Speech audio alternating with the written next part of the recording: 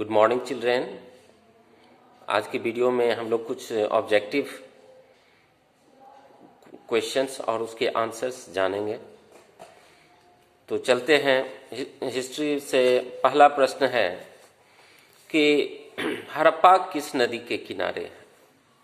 तो हड़प्पा रावी नदी के किनारे है। ग्रेट बाथ यानी बृहद स्नानागार ये किस सिंधुकालीन स्थल से प्राप्त हुए हैं? तो ग्रेट बाथ मिला है मोहनजोदड़ो से, ये याद रखना है। हड़प्पा काल में मोहरे किस चीज की बनी होती थी? तो हड़प्पा काल की मोहरे जो होती थी स्टोन की बनी होती थी। और हड़प्पा काल में हर घर में एक कुएं होते थे। ठीक है, चलिए अब ड्रेन किससे कवर होता था? ड्रेन्स जो होता था, ड्रेन्स नालीकरण की व्यवस्था जो थी, तो उसमें बीच बीच में ड्रेनेज में क्या खुदे होते थे? इंस्पेक्शन हॉल होता था उसमें जगह जगह, जहां से उसको हटा करके फिर नाली की सफाई की जाती थी। चलिए, हड़प्पा कालीन स्थल रोपर कहाँ है? तो रोपर है पंजाब में। ठीक है। हड़प्पावासी कीमती पत्थर कहाँ से मंगवाते थे? तो गुजरात से मंगवाते थे। ओके। हड़प्पा वर्तमान में किस देश में है? तो हड़प्पा वर्तमान में पाकिस्तान में है। लोथल के बारे में आप लोगों ने सुना है, जाना है। लोथल किस नदी के किनारे है? तो लोथल भोगवा नदी के किनारे है, साबरमती में। चलिए अगला प्रश्न है, उपनिषद में किसके बीच संवाद है? तो उपनिषद में गुरु और शिष्य के बीच संवाद है। There is a conversation between students and teachers. ठीक है। तो ऋग्वेद काल में विश्वामित्र ने किन नदियों से, किससे प्रार्थना की है कि तुम लेवल से, मतलब इतना ऊंचा बहु ताकि रथ पार कर सके? तो नदियों से। चलिए, संस्कृत ये किस लैंग्वेज या किस भाषा परिवार से संबंधित है? तो संस्कृत है इंडो यूरोपियन लैंग्वेज।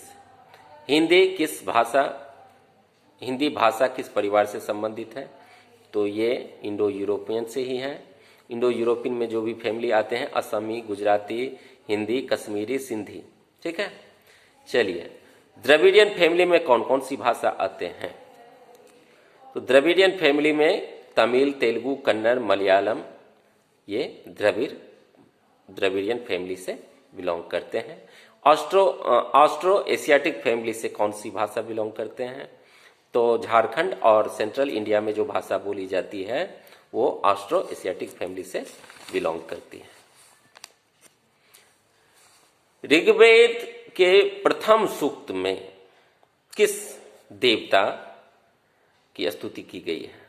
तो इसमें अग्नि देवता की। ऋग्वेद में सर्वाधिक स्तुतियां किस देवता को समर्पित है? तो इंद्र को, चूंकि ऋग्वेद काल में प्रिय देवता जो थे इंद्र थे। चलिए, आर्य का क्या अर्थ होता है? What is the meaning of Arya? आर्य का अर्थ होता है श्रेष्ठ या कुलीन, एरिस्टोक्रेट जिसे कहते हैं, तो वो होता है आर्य का अर्थ। आर्यों का प्रिय पशु क्या था? तो आर्यों का प्रिय पशु क्या था? घोड़ा। और हड़प्पा वासियों का प्रिय पशु था सांड। ये दोनों याद रखिएगा। आर्यों का प्रिय पशु घोड़ा, हॉर्स, और हड़प्पा वासियों का प्रिय पशु जो था वो था सांड। बुद्ध के गृह त्याग करने की घटना को क्या कहा गया है? बुद्ध के गृह त्याग करने की घटना को महाभिनिष्क्रमण कहा गया है। बुद्ध के उपदेश देने की घटना को क्या नाम दिया गया है? तो बुद्ध के उपदेश देने की घटना, जो प्रथम उपदेश दिए, उस घटना को धर्मचक्र प्रवर्तन कहा गया है। बौद्ध धर्म के अनुसार जीवन का अंतिम लक्ष्य क्या है? तो निर्वाण या मोक्ष है। उपनिषद का क्या अर्थ होता है? तो उपनिषद का अर्थ होता है अर्थात समीप, और निषद मतलब बैठना, यानी समीप बैठना। किसके समीप बैठना? ज्ञानी, ज्ञान संपन्न व्यक्ति के समीप बैठना। पुराणों की संख्या कितनी है?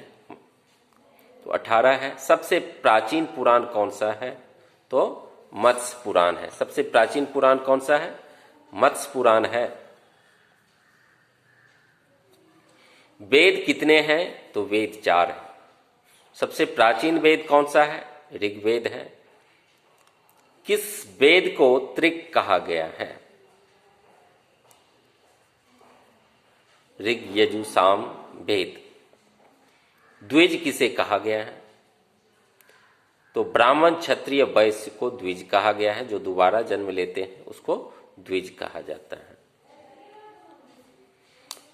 बौद्ध ग्रंथ किस भाषा में लिखे गए हैं? तो पाली भाषा में लिखे गए हैं। और बुद्ध उपदेश, बुद्ध ने जो उपदेश दिए, अशोक ने जो अपने संदेश दिए, वो किस भाषा में दिए? तो प्राकृत भाषा में दिए। अशोक के कितने शिलालेख हैं? अशोक के 14 शिलालेख हैं। 14 में 12 शिलालेख जो हैं, इसमें ब्राह्मी लिपि का प्रयोग किया गया है, और सिर्फ 2 ऐसे शिलालेख हैं जिसमें खरोष्ठी लिपि का प्रयोग किया गया है। ठीक है, वो है मानसेहरा और सहवाज गढ़ी। ये 2 ऐसे लिपि हैं जिसमें खरोष्ठी लिपि का, 2 ऐसे इंस्क्रिप्शन हैं जिसमें खरोष्ठी लिपि का प्रयोग किया गया है।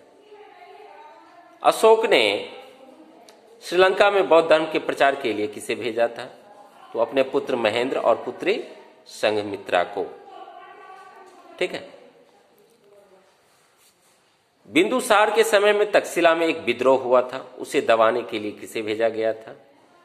तो अशोक को भेजा गया था, युवराज बना करके, वहां का गवर्नर बना करके भेजा गया था तक्षशिला में जो विद्रोह हुआ था। अशोक के गुरु कौन थे? तो अशोक के गुरु थे उपगुप्त। और बुद्ध के गुरु कौन थे? तो बुद्ध के गुरु थे अलार कलाम। बुद्ध की जीवनी यानी बुद्ध चरित्र की रचना किसने की? अश्वघोष। हर्षचरित यानी हर्ष की जीवनी किसने लिखी? उसका जो कोर्ट पोएट था बाणभट्ट। प्रयाग प्रशस्ति का संबंध किससे है? समुद्रगुप्त को क्या कहा जाता है? भारत का नेपोलियन कहा जाता है। समुद्रगुप्त को और कौन सी उपाधि दी गई? तो ये कविराज की उपाधि दी गई।